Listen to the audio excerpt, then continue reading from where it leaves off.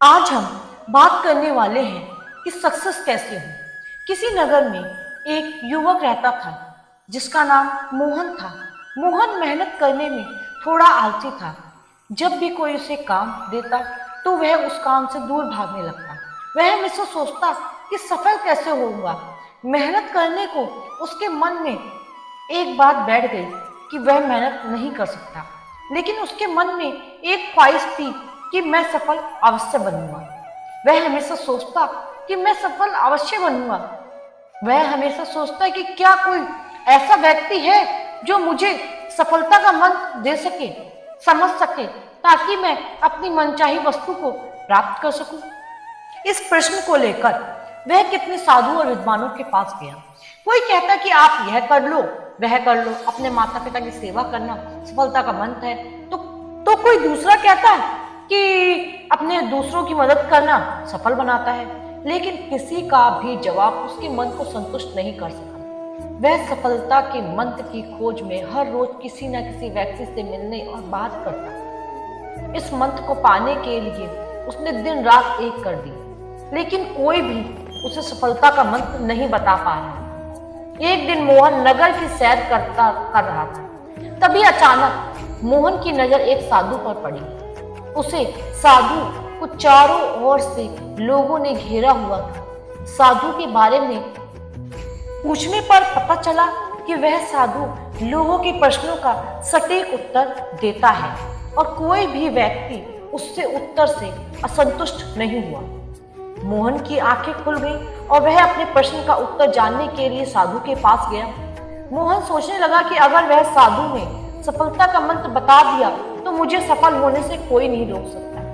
मोहन वह साधु के पास गया और बोला, कृपया करके मुझे अपने जीवन के में सफल होने का मंत्र बता सकते हैं? तो वह साधु बहुत ही विनम्रता से बोला कि मुझे अभी बहुत काम बाकी है, और मुस्कुराते हुए उसने कहा कि तुम्हारे प्रश्न का उत्तर मैं तुम्हें आज नहीं बता सकता। तुम मेरे पास कल आना, कल मैं तुम्हें सब बताऊंगा।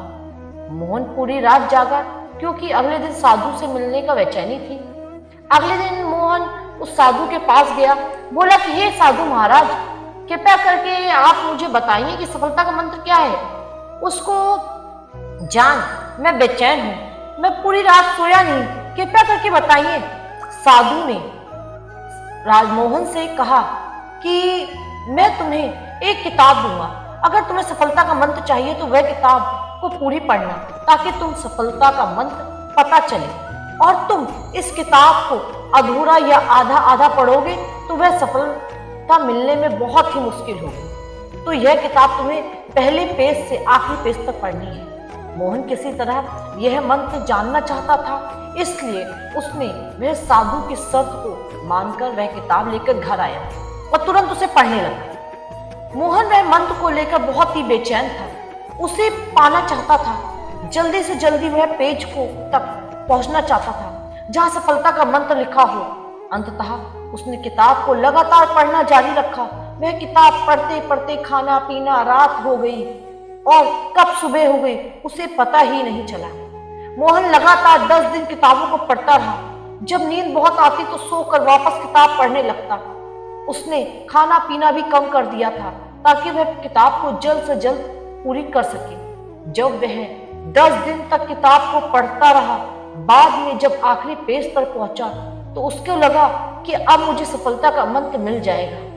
पर आगे पढ़ना ही उसमें लिखा था कि अगर तुम्हें सफलता का मंत्र चाहिए तो इस किताब के पिछले पेज का कवर हटा कर देखो। तब मोहन ने किताब का पिछला पेज हटाया तो वहां पर कुछ लाइन लिखी हुई थी। उन्हें पढ़ते ही मोहन खुशी के मारे चिल्लाने लगा, नाचने लगा। उसके मन में अलग ही खुशी झलक रही थी, मानो कुछ प्राप्त कर लिया हो।